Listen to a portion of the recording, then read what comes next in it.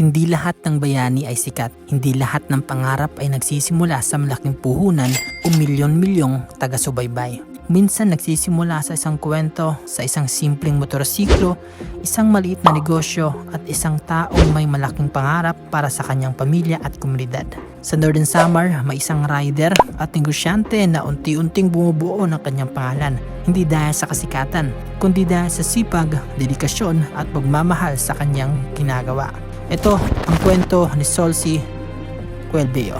May mga tao na hindi naman talaga nagsimulang mangarap na maging content creator.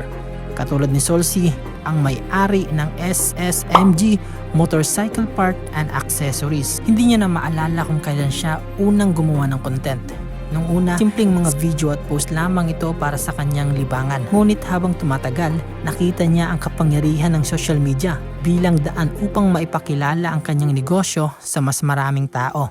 Ang kauna-unahan niyang content ay tungkol sa pagbabago ng kanyang TMX na motorsiklo upang maipakita ito sa isang motor show. Mula roon, unti-unti niyang natuklasan na ang paggawa ng content ay hindi lamang para sa aliwan, kundi maaari ring maging tulay upang maibahagi ang kanyang hilig at hanap buhay. Nakuha niya ang inspirasyon mula sa iba pang mga negosyante na ginagamit ang social media upang mas makilala ang kanilang mga produkto at serbisyo. Sa likod ng kanyang paglalakbay ay ang suporta ng kanyang mga kaibigan na patuloy na nagtutulak at nagbibigay ng payo upang maabot niya ang kanyang mga pangarap. Bago siya nakilala bilang isang content creator, isa muna siyang empleyado ng isang kumpanya na nagpapatakbo ng mga sasakyan at mabibigat na kagamitan. Ngunit sa puso niya ay nanatili ang kanyang tunay na hilig, ang pag-aayos at pag-aalaga ng mga motorsiklo. Dahil dito, isinilang ang SMG Motorcycle Part and Accessories. Bagamat hindi niya tinuring ang sarili bilang isang sikat na vlogger, natagpuan rin niya ang saya sa paggawa ng content. Sa tuwing siya ay pagod sa trabaho at negosyo, ang paggawa ng vlog ang isa sa kanyang naging paraan upang makapagpahinga at maibalik ang kanyang sigla. Ngunit tulad ng ibang content creator, hindi rin naging madali ang kanyang paglalakbay. Ang pinakamalaking hamon para sa kanya ay ang manatiling consistent. Hindi madaling pagsabayin ang pagpapatakbo ng negosyo at paggawa ng content dahil pareho itong nangangailangan ng oras, sipag at dedikasyon. Sa kabila ng lahat, hindi siya nangarap ng milyong-milyong views o agarang kasikatan. Ang pinakamalaga para sa kanya ay makabuo ng tunay na koneksyon sa mga tao at magkaroon ng kaibigan sa kanyang paglalakbay bilang content creator.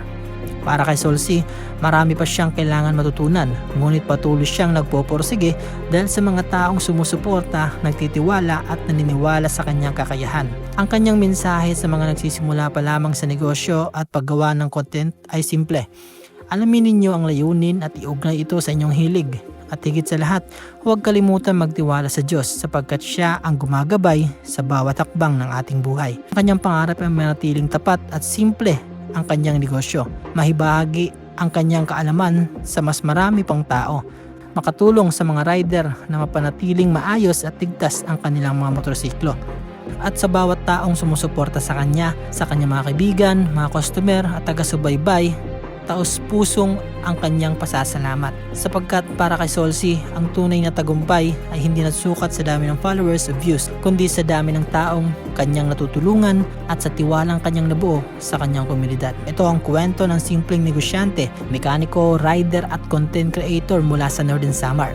Isang taong patuloy na nangangarap, nagsisikap at niwalang sa tulong ng Diyos may magandang plano para sa bawat isa. At sa bawat ikot ng gulong at bawat kwentong binabahagi, patuloy na pinatunayan ni Solcy na hindi kailangan ng kasikatan upang makagawa ng pagbabago, sapagkat ang sipag, pagmamahal sa ginagawa at pusong handang tumulong sa kapwa. Mula sa simpleng pangarap hanggang sa patuloy na paglago ng kanyang negosyo at komunidad, ang kanyang paglalakbay ay inspirasyon sa maraming nangangarap at nagsisimula pa lamang. Ako si Bidjumatic at ito ang isa na namang kwento ng sipag, pag-asa at tagumpay mula sa puso ng Northern Samar.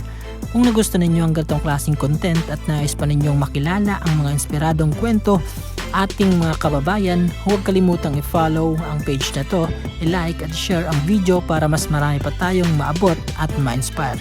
Hanggang susunod na kwento, ingat sa biyahe at pagpalain tayong lahat ng Diyos. Peace. Follow po kay Idol BG Matic. Please follow BG Matic. Please follow and like BG Matic. Please follow BG Matic. Pakitalo ko ang VG Matic. Please follow BG Matic. Hey. Follow BJ Matic. Alam po sa page ni BG Matic. Yo, isang malaking washout sa ating maliit na kaibigan kay BJ Matic. Salamat sa pag-feature mo ng kwento natin. Pinakita ito ni Engineer Solarista at sobrang nakakaano ng puso. I-bless ka pa nawa sa ginagawa mo. Ituloy-tuloy mo yung mga contents and then kita-kits soon. God bless you.